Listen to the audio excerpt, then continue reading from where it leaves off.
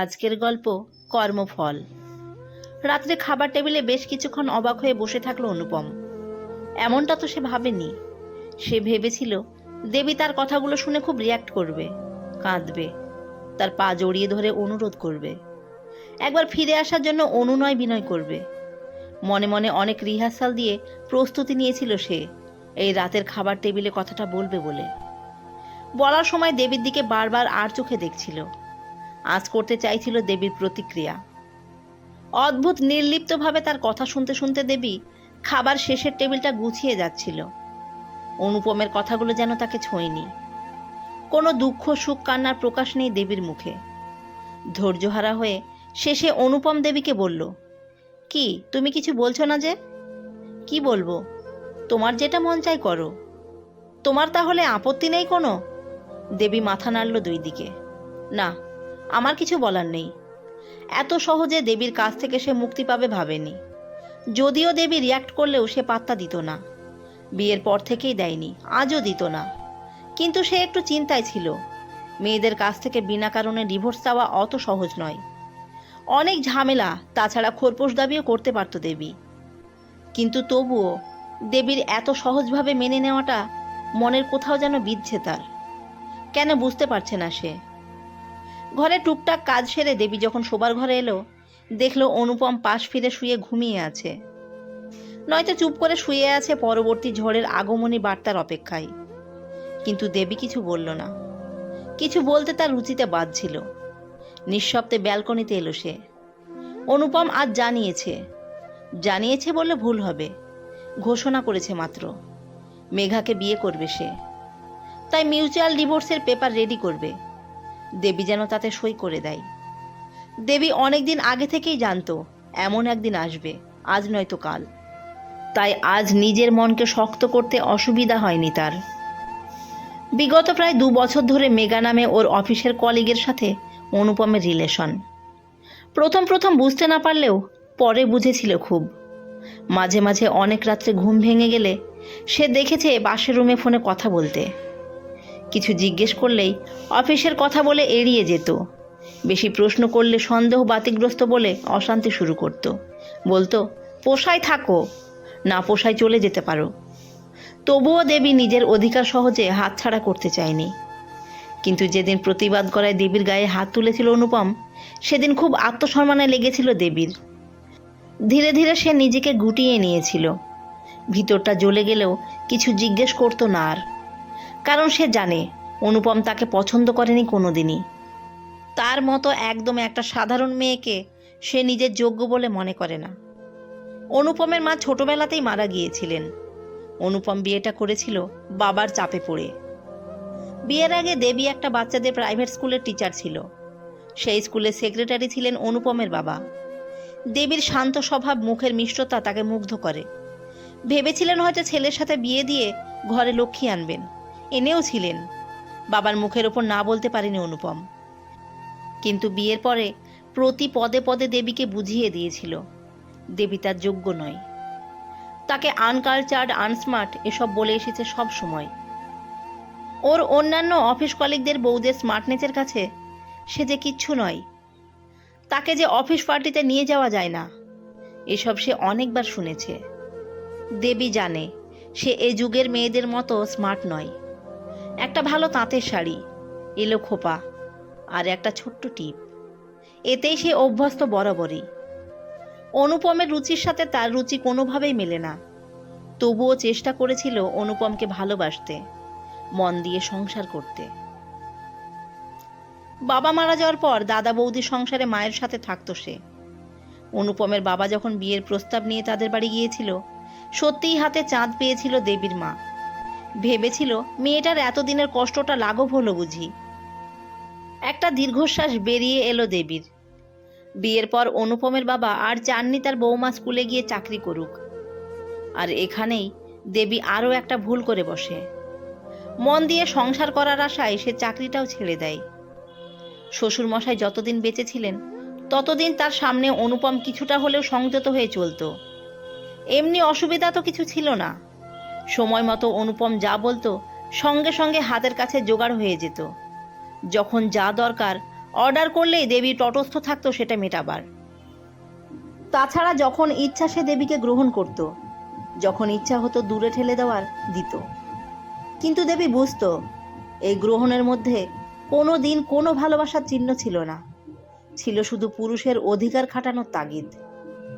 এমনকি তাকে গ্রহণ করার সময়ও অনুপম কতদিন মেঘার কথা উল্লেখ করেছে।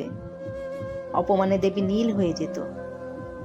ভীষণ কষ্টে অপমানে সে কান্নাকাটি করলে অনুপমের ন্যাকামো শব্দটা ব্যবহারে সেটাও বন্ধ করে দিয়েছিল। ধীরে ধীরে মনের কোনো এক কোণে অনুপমের প্রতি ভালোবাসার বদলে বৃতৃষ্ণা জমতে শুরু করেছিল। তাই শেষের দিকে অনুপমের অপমানগুলো আর গায়ে লাগতো না, সয়ে গিয়েছিল। ঝগড়াঝাটি ঝামেলা তার ভালো লাগে না কখনো। কিন্তু মনের জোর পাচ্ছিল না মায়ের কাছে ফিরে যাবার, ফিরতে পারছিল না দাদা বৌদির বোঝা বাড়াতে চায় না বলে। মনের ভিতরটা মরে গেলেও বাইরে তার প্রকাশ ছিল না। সে বুঝতে পারত সহ্য করতে করতে সেলফ রেসপেক্টটাও নষ্ট হয়ে যাচ্ছিল তার। প্রতিটা ব্যবহারে অনুপম তাকে শোনাতো দেবীকে বিয়ে করে তার জীবনটা শেষ হয়ে গেছে। তার স্বপ্ন তো লুকিয়ে আছে মেঘার মধ্যে। মেঘার মধ্যে যা মাদকতা তা দেবীর মধ্যে কোথায়?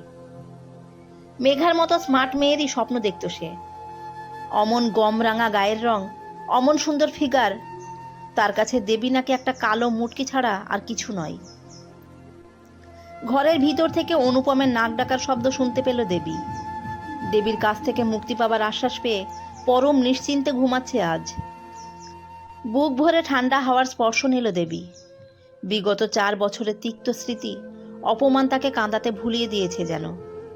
সারা রাত ব্যালকনিতে বসে ভাবল এরপর তার কি করা উচিত।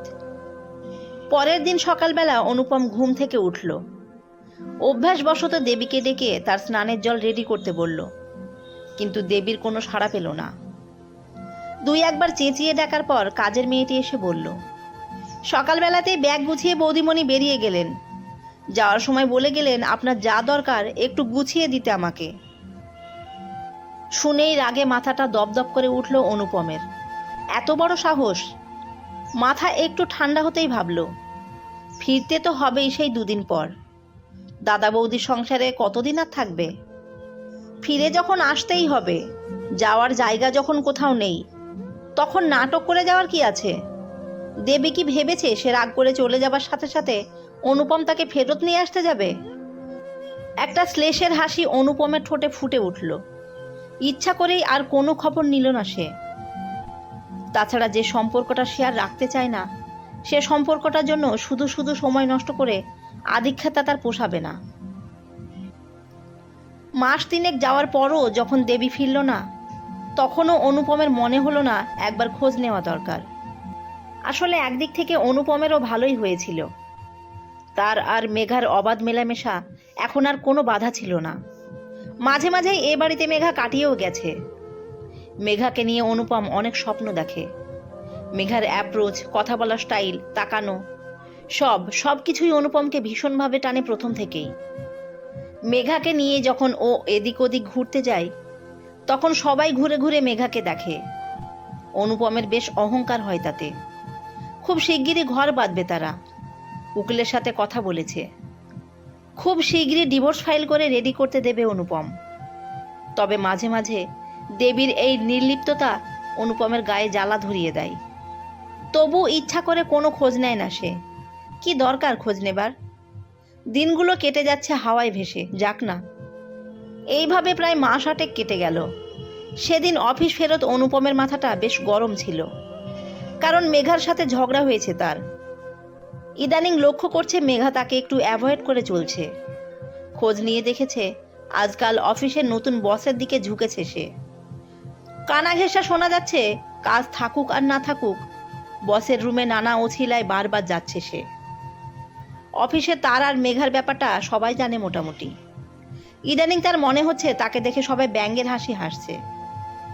মাথায় আগুন ধরে গিয়েছিল অনুপমের। নতুন বসের বড্ড নাক উঁচু। অনুপম যে এই কোম্পানির ম্যানেজারের পদে রয়েছে, তার মতো একজন ট্যালেন্টেড পার্সনকেও বিশেষ পাত্তা দেন না তিনি।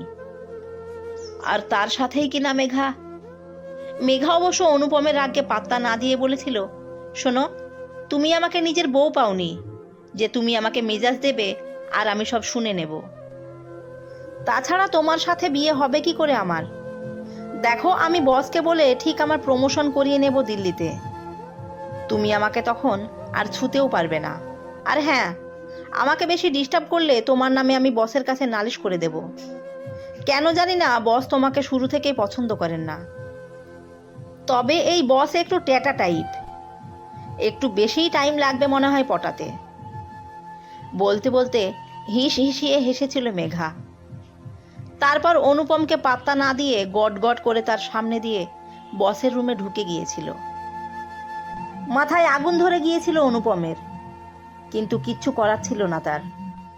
এই মেয়ের জন্যই তার সংসার সে নিজের হাতে ভেঙেছে। চাকরিটা আর খোয়াতে চায় না। বারবার তার একটা প্রশ্নই মনে হতে থাকলো, কি করে পারলো মেঘা এমন করতে? এত সহজে কিভাবে একটা সম্পর্ক ভেঙে দিতে পারে? অলক্ষ্যে ওপরওয়ালাও বোধহয় মুচকি হাসে। যে নিজের সংসার ভেঙে দিতে এক বিন্দু দ্বিধাবোধ করেনি, সে অন্যের বিচার করতে বসে।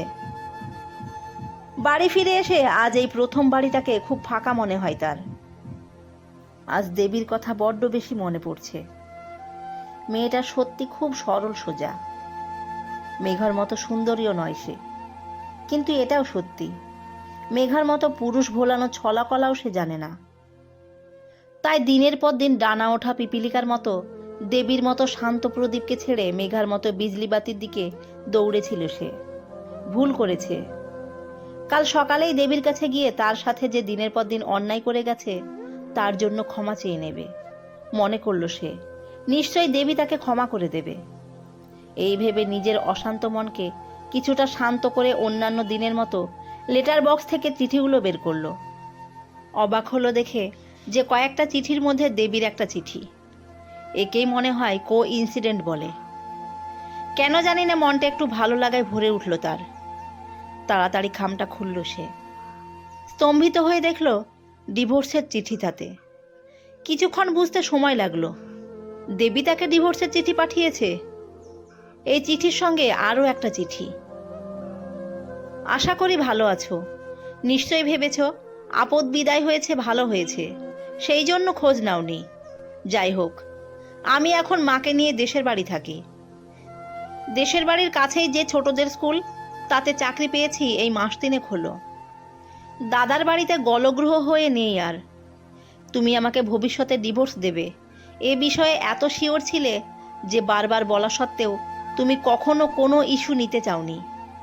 কিন্তু তোমার পাঠানো ডিভোর্সের চিঠি যখন পেলাম না, তখন আমিই পাঠালাম। তোমার দিনের পর দিন অপমানে নিজের সত্তাটুকু যখন হারিয়ে ফেলেছিলাম আমি, আত্মসম্মান বোধটুকু আমার নষ্ট হয়ে যাচ্ছিল দিনের পর দিন। হীনমন্যতায় ডুবে যাচ্ছিলাম আমি। ডুবেই যেতাম যদি আমার জীবনে হঠাৎ সৌম্যজিৎ না আসতো। সৌম্যজিৎ আমার স্কুল জীবনের বন্ধু। ওই প্রথম আমাকে বুঝিয়েছে যে আমিও একটা মানুষ, আমার মধ্যেও সৌন্দর্য আছে, আমিও কারোর ভালোবাসা পাবার যোগ্য, যেটা আমি এই কবছরে একদম ভুলতে বসেছিলাম।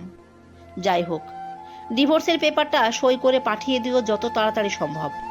ভালো থেকো, ইতি, দেবী। চিঠিটা পড়ে অনুপমের মাথা ঘুরে গেল। চোখ জ্বালা করে উঠল তার।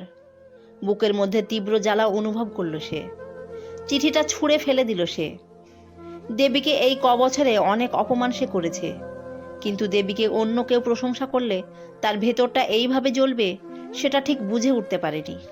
কে না কে সৌম্যজিৎ, তার কথা শুনে কিছুতেই সে সহ্য করতে পারছে না। কেন সেটা সে নিজেও জানে না। গল্পটি ভালো লাগলে সাবস্ক্রাইব করে পাশে থাকবেন। ধন্যবাদ সবাইকে।